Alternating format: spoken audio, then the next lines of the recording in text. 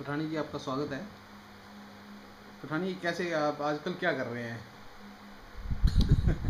ये राजनीति क्या करता है, बस लोगों से मिलना जुलना, अपने काम से लगे। नहीं, अभी फ्री होके थोड़ा सा फिर से वापसी की आपकी संभावनाएं लगाई जा रही हैं अभी, तो किस तरह से वापसी है आपकी? मैंने तो अपने आप को कभी बाहर समझा नहीं, पर नहीं, दिल्ली में गया तो कुछ बड़े नेताओं से मिल के आया हूँ, और एक समर्पित कार्यकर्ता के रूप में लोकसभा में जहाँ भी जो जिम्मेवारी मिलेगी उसके ऊपर काम करें। आगे की आपकी राजनीतिक जो राजनीति है उसकी रणनीति किस तरह से? अभी लोकसभा में भी आपका नाम डिस्कस होना शुरू हुआ है, क्या उसकी हवा चली है कि आप लोकसभा के लिए भी कंटेस्ट कर सकते हैं? नहीं नहीं, ऐसा कुछ नहीं है। मेरी कोई इच्छा नहीं लोकसभा में कंटेस्ट करने की, ना ही मैं कोई किसी किस्म का दावेदार हूँ या कोई कैंडिडेट हूँ।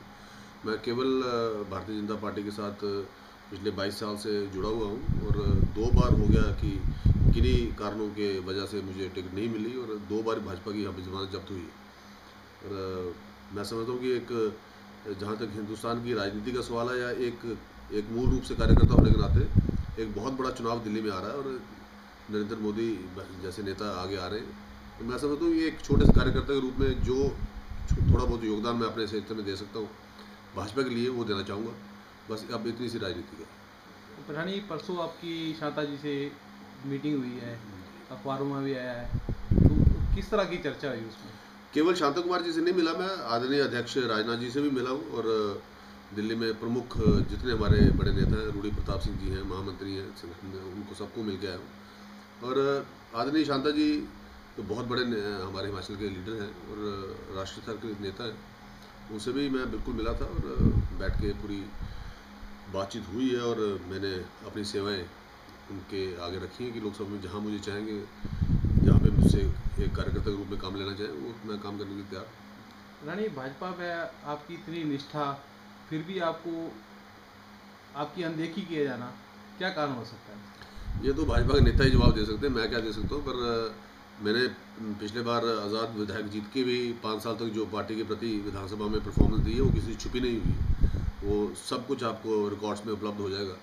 और एक 1990 से लेकर आज तक जितने भी आंदोलन, जितने भी कार्यक्रम, जितने भी पार्टी की कहाँ जहाँ जहाँ पे कॉल आई है, उसके ऊपर हमने खरा उतरने की कोशिश की, और लगातार उतरते आए हैं। ऐसी मुझे नहीं लगता कि मुझे किसी किस्म की डिसल्यूजन है इसके बारे में, बट मैं समझता हूँ कि मेरे साथ ज़रूर बेइंसाफ़ी हुई है, और मैं नहीं चाहता कि आगे से कभी वो ऐसी बेइंसाफ़ी हो, मेरे साथ हो या किसी और अन्य नेताओं के साथ हो। उसको मद्देनजर रखते हुए मैं आदरणीय शांता जी के पास भी गया था, मैं आदरणीय अध्यक्ष जी के पास भी गया था, और मुझे इन सब की बातचीत से शांता जी एक बहुत बड़े नेता हैं, कोई इसमें दो राय नहीं। और मैं नहीं चाहता कि मेरे ऊपर किसी किस्म की कोई भी किसी किस्म की कोई मोहर लगी हो। मैं एक स्पष्ट भारतीय जनता पार्टी का एक कार्यकर्ता के रूप में काम करना चाहता हूँ। मैं कोई आइडेंटिफाइड पॉलिटिशियन नहीं बनना चाहता, ना ही मैं आइडेंटिफाइड हूँ। पर क्यों, किन कारणों से आइडेंटिफाई किया जाता है, ये मेरे समझ से बाहर है। पर मैं विश्वास करता हूँ कि आने वाले दिनों में ये सब ठीक होगा, और एक निष्ठावान कार्यकर्ता के रूप में काम करने का पुरानी मौका जी, मिलेगा। एक चीज़ और, जैसे धूमल साहब का आपको एक हनुमान का टैग जो है, वो एक तरह से आपको अब तक लॉस ही उससे होता आया है, तो उसके बारे में आप क्या कहना नहीं, चाहेंगे? लॉस या प्रॉफिट का तो कोई पॉलिटिक्स में कोई मुद्दा नहीं, होता जैसे नहीं। आपने, जैसे आपको पिछली बार भी आपकी अनदेखी की गई, हर बार आपकी अनदेखी की, तो वो ऐसा हनुमान कहलाने की बजाय अगर आप, चलिए चलिए, कोशिश है कि आगे से ऐसा अनदेखी ना हो। आगे से सब ठीक होगा, ऐसी नहीं तो ऐसा क्या ऐसा। इसमें धूमल जी के प्रति आपकी निष्ठा को वो माना जाएगा कि वो?